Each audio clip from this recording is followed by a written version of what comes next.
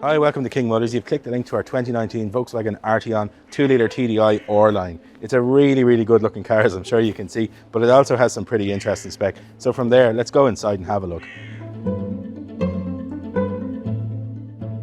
We'll start with the obvious. We get this gorgeous R-Line Napa leather interior. We get the big touchscreen display in the middle with sat-nav, park sensors, Bluetooth phone connectivity, all that kind of stuff. But that's not the Arteon's main party piece. The main party piece is in the back. This is me sitting behind my own driving position. I'm 6'1", I'm slightly oversized, and I have all the room in the world in here. This is a practical family 4-door coupe.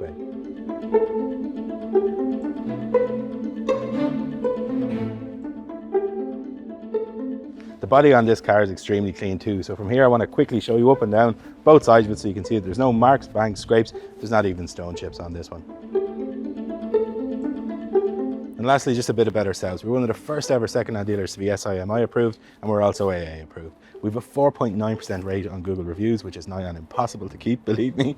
And we can offer the car at 6.9% finance and up to 24 months warranty through the AA.